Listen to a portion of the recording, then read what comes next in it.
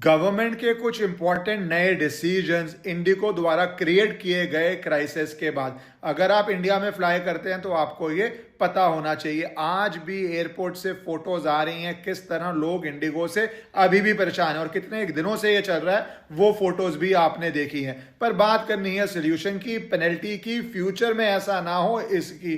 तो इंडिगो को तो शो कॉज नोटिस इशू कर दिया गया है, कह दिया गया है आज 8 बजे तक आप जवाब दीजिए, नहीं तो सरकार एक्स पार्टी मतलब दूसरी साइड को सुने बिना भी, क्योंकि इमरजेंसी सिचुएशन है, कुछ फैसले ले लेगी। तो 8 बजे की वेट कर लेते हैं। दूसरी बात, आपको पता है एयरलाइंस कितनी ट्रिक्स खेलती हैं और सिर्फ इंडिगो की बात नहीं हो रही कि आपकी उनको पता है फ्लाइट डिले हो चुकी है पर बोलते हैं आधा घंटा डिले है, 45 मिनट्स डिले है, 1 घंटा डिले है, धीरे धीरे करके घंटा 2 घंटा बढ़ाते हैं। क्योंकि अगर पहली बारी बोल दें कि 4 घंटे डिले है या 6 घंटे डिले है तो उनके ऊपर लायबिलिटी हो जाएगी कि आपको पूरा टिकट का पैसा रिफंड करें। उससे बचने के लिए वो धीरे धीरे बताते हैं ताकि आप फ्रस्ट्रेट हो जाएं, आप ही टिकट कैंसिल कर ले और उनके पैसे बच जाएं।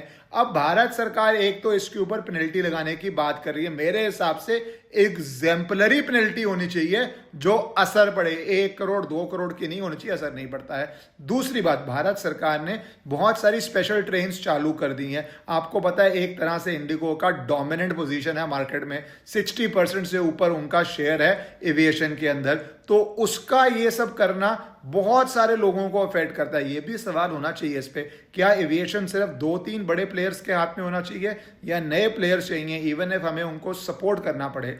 चौथी बड़ी बात, प्राइस कैप्स लगा दिए गए हैं, जो लिस्ट है कि कोई और एयरलाइन इससे ज्यादा चार्ज ना कर पाए, आपकी इमरजेंसी का फायदा ना उठा पाए। चौथी मेरी सजेशन है कि जब ऐसे एयरलाइंस कैंसिल करती हैं तो उनको सिर्फ रिफंड नहीं करना चाहिए, 3 गुना या 5 गुना उनके ऊपर पेनल्टी होनी चाहिए।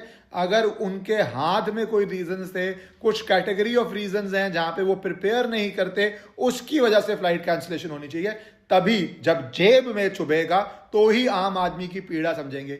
एक रिक्वेस्ट आपसे भी है, ग्राउंड स्टाफ पे मत चलाया कीजिए, वो नॉर्मल लेवल पे सैलरीज ले रहे हैं, उनके हाथ में कुछ पावर ही नहीं है। ये सारी पावर मैनेजमेंट की है, वो तो आम लोग हैं, आम नौकरी कर रहे हैं और आप उन पे चिल्लाएंगे और या कुछ अगर आप फिजिकली या ज्यादा अग्रेसिव हो जाएंगे तो आप अपने करियर को और अपने जीवन को डिफिकल्ट कर लेंगे। लॉ तो आपके ऊपर एक्ट करेगी। तो काम तो आपको रहना पड़ेगा, बट लीगल चेंज सरकार को इंपोज करनी बहुत जरूरी है ताकि कंज्यूमर्स की जो टाइम की और इमरजेंसी की और ट्रैवल की और जो प्रॉफिट मोटिव है वो चुभे इनको।